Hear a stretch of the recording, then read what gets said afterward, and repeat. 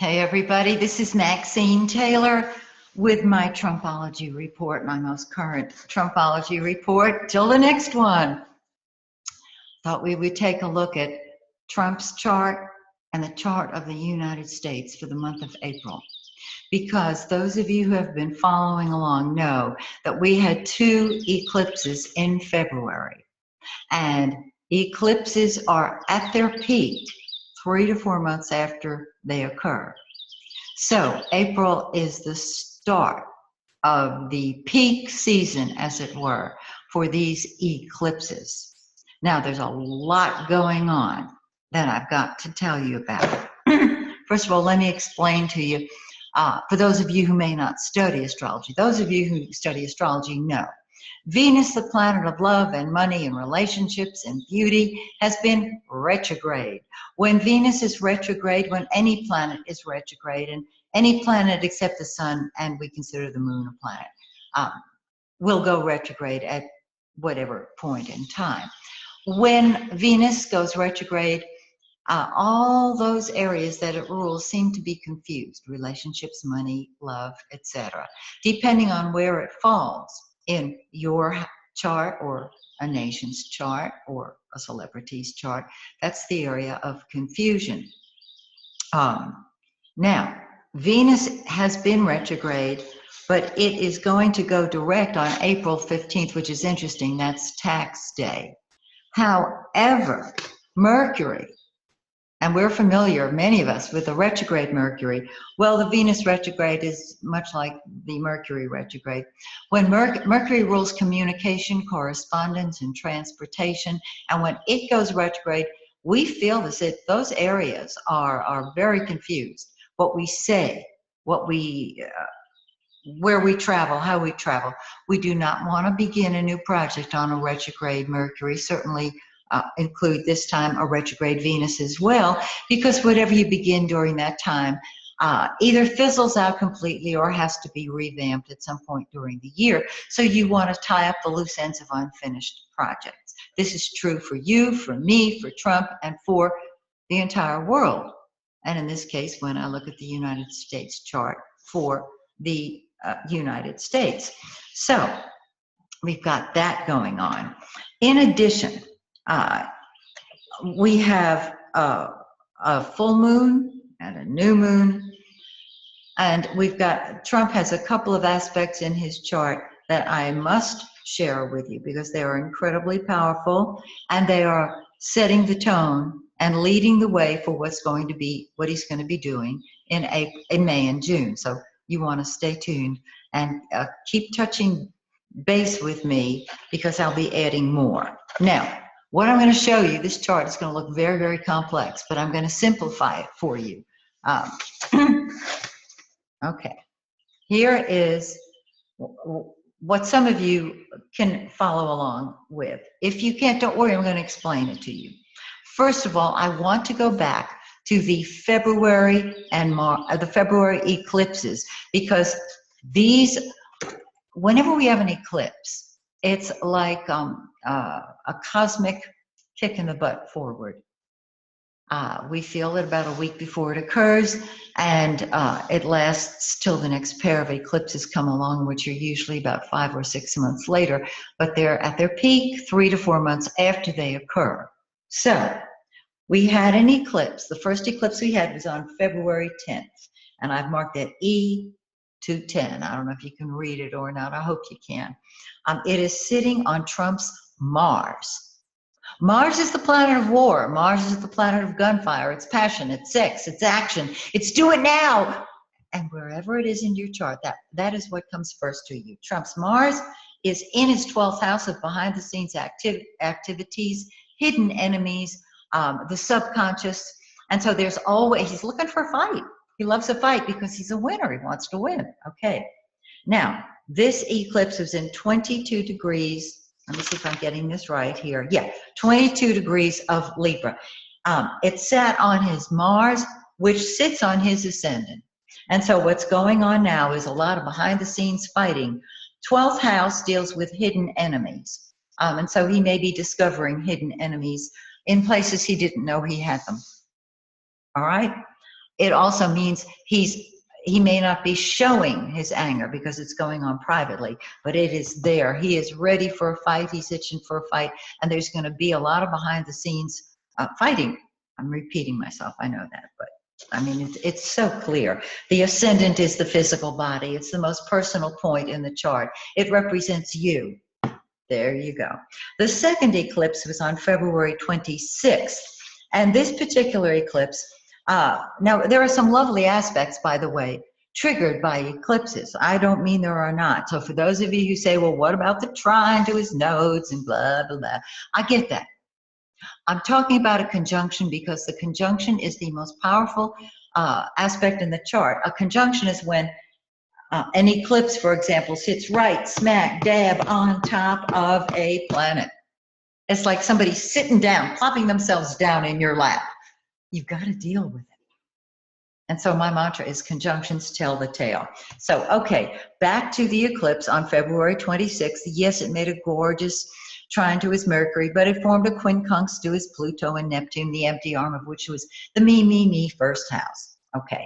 The seventh house, however, is open enemies, allies, and all relationships in general. The most important relationship that individuals have is with a spouse.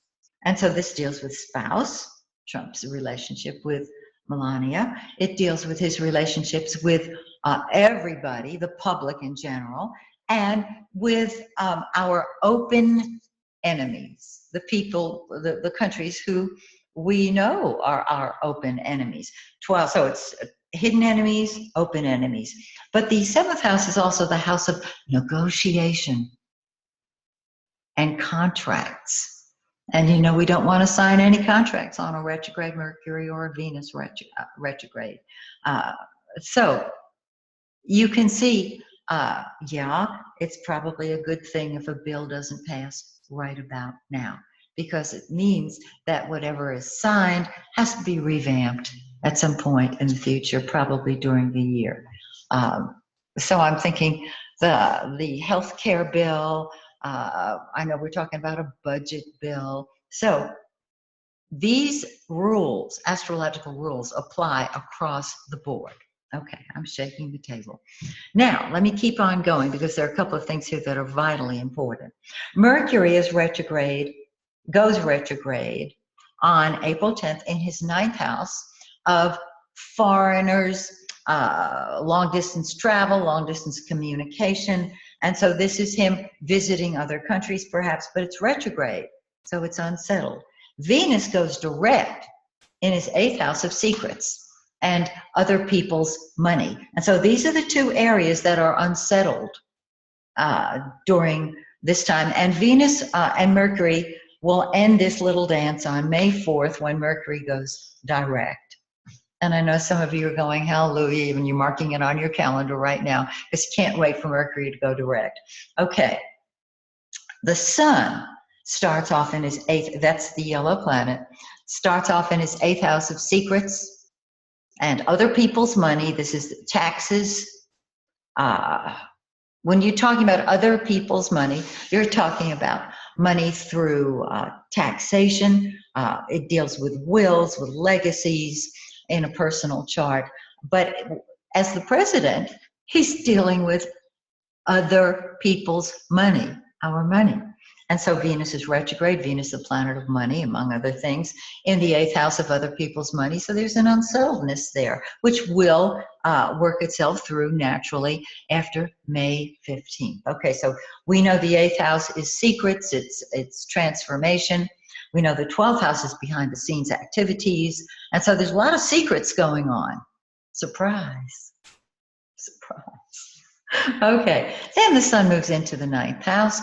And the sun is the giver of life. It lights up the path wherever it goes. And this can open doors for more open communication with foreigners, with travel. The ninth house is long distance travel. So you might say, well, would that deal with the immigration situation? It very easily could, absolutely. It also means he's traveling more to visit other people. Now, I want you to notice Mars, the red planet, I put it in red, is right smack dab on his midheaven, the very, very top of the chart. The 10th house is the midheaven. The cusp of the 10th house, the edge of the 10th house is the midheaven. The 10th house then deals with your public image and your career. When Mars sits, wherever Mars is, that's what you throw yourself into with a passion, with a vengeance. It comes first to you. And of course, you're probably wondering, gee, where is Mars in my chart now?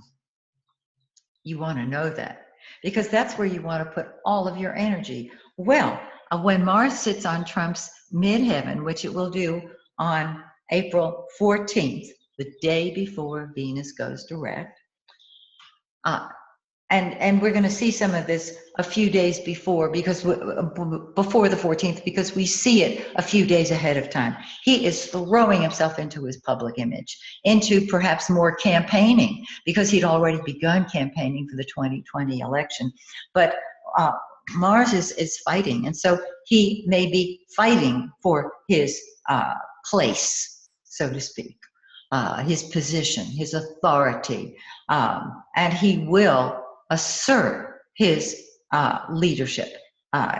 So this is very, very powerful here, very important to keep that in mind, because this is ushering in May and June, when there's a lot going on in Trump's chart and the US chart, which I'll get to in a second. Okay, so let me now talk about the full moon and the new moon in April. The full moon in April is on the 11th, and you notice it's sitting right here on the third cusp of communication, correspondence, transportation. So we're going to be hearing a lot of communication from Trump. You might say, well, he's always talking. Yeah, he's going to do more of it. And it sits on his Jupiter in his second house. And Jupiter in the second house can increase your own income, which is really, really cool. It also deals with truth, and it deals with long distance travel. So there can be more money with Jupiter in the second house and more communication, new ideas, a new way of expressing himself. Okay, then the new moon on April 26th falls in that 9th house again of long distance travel, whether immigration, whether his own travel or other people's travel, because remember, even though this is his birth chart, he is the president. And I have to broaden the interpretation of his chart, because the moves that he makes, the things that he says, affect millions and millions and millions of people, not just in the United States, but around the world. Okay, so the new moon in his 9th house opens his thinking, opens the door to more travel, to more communication. You get the picture. Now, I'm going to give you a sneak peek ahead to May in Trump's chart, and then I'm going to go on to the United States chart. In May, let me get these dates straight here. Okay. The sun, remember it's starting in his 8th house, moving into the 9th. It's going to join Mars in the 10th house.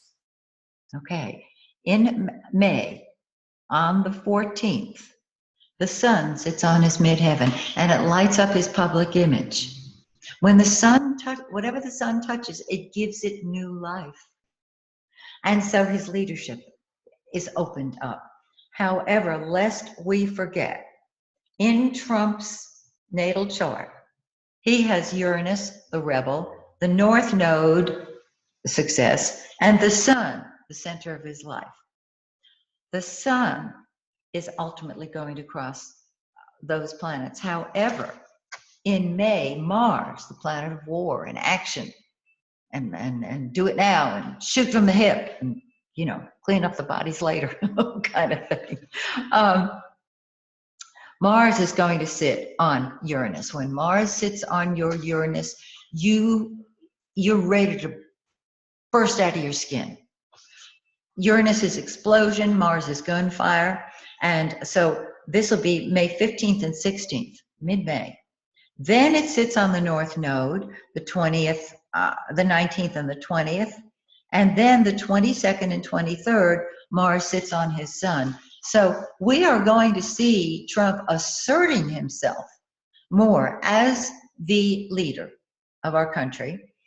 He is going to be more aggressive. You might say, is that possible? Yes, it is. The world will see it. And so that's your sneak peek ahead to May. Okay, and of course, the eclipses are each going to be in effect even more powerfully May and June. And remember this first one on February 10th, which is behind the scenes fighting. Okay, now let's get to the United States chart. And this gives us even more to talk about. Okay. I can't tell you, I've got so many charts sitting here. You don't want to see it. Just trust me on that. We got the chart. We got the charts. Okay. All righty. Now, first of all, I have the April chart for the United States. I've got to go back and remind you of the eclipse patterns in February for the United States. And I've left them out of this particular chart. I'm just going to tell them to you because after I did Trump's chart and saw how much I had put in, I thought that's terribly confusing. Let me just kind of point to it and then get to April. The eclipses, February 10th, the first eclipse is in the 4th house. In the 4th house, in a mundane chart, which is what the United States is, the 4th house deals with the party out of power, which would be the Democrats. It deals with seniors, and of course there has been a problem. Seniors were upset because of the Health Care Act, the Trump Care Act. They were going to not be able to afford it, which means they would get sick and might leave. So there was a lot of concern on the part of seniors. It's weather, it's land, etc. The eclipse on February 10th was in opposition to the moon, and I'm just going to say the moon is here in the 10th house. The moon represents the president in the 10th house. And so there was opposition from a groundswell to the president. And this is a difficult aspect to deal with. It may have a effect, well, was part of his approval rating as we came to see. All right, then the 2nd February eclipse, the February 26th eclipse, fell in the 10th house. And so here is the president. The 10th house is the president. It's the party in power. It's the people in power headed by the president. So, in case you have any questions. Now, that eclipse squared the United States ascendant and Uranus. The ascendant is the most personal point in the chart. It is the attitude of the people. It is the political mood of the people. And when an eclipse squares it, it means the president, once again, it's initiated by the 10th house person, the president, is stirring up the people and stirring up Uranus in the 1st house. Uranus is the rebel. And so this is a volatile time for the country. And it is initiated then by the president with the 2nd eclipse. Okay, so let's just talk about what's going on. Okay, lots to share. Let me start with the planets sitting here. Venus and Mercury are retrograde. Venus goes direct in the 11th house of the United States chart, which deals with the Treasury, it deals with Congress, it deals with congressmen. Been a little unsettled. Things will start moving forward, even though the Sun is in the 11th house, helping Congress people. I can't say congressmen because there are many Congress women there. So Congress people. Then, of course, the sun during this month enters the 12th house of hidden enemies, prisons, schools, institutions, behind the scenes activities. The 12th house deals with our hidden enemies, and these are the enemies within. So, the sun sits in that 12th house, and Mercury goes retrograde there. So there's going to, when we're talking about ties to Russia, when we're talking about any spying at all, that's just the 12th house. Hidden enemies, behind the scenes activities, jails, prisons, etc. And anything you can think of that is hidden. It doesn't see the light of day. Mercury will go retrograde in the 12th house, so there's going to be a revamping on some level, perhaps, of the, I'm not even sure the right words, our contract with our spies, our contracts with our hidden enemies. We know who they are, of course. Hidden from view, meaning the public may not know, but somebody knows. Okay. Mars. Very interesting. The planet of war, again, of arguing, of fighting, has been in the 12th house. It is sitting in the 12th house, waiting, just waiting to explode on the scene, which it will. It's going to cross the ascendant May 1st. And I'm including it in April because we're going to feel it about 5 days ahead. And so at the very, very, very end of April, all this behind the scenes stuff, for whatever reason, affects the populace, the people, the political attitude, the attitude of the people.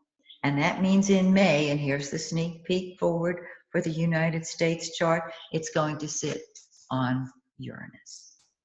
You get Mars on Uranus and you have an explosion. It is rebellion. It is, oh gosh, you can't sit still when Mars is on your Uranus in your own chart. It's like, oh, it's an explosion.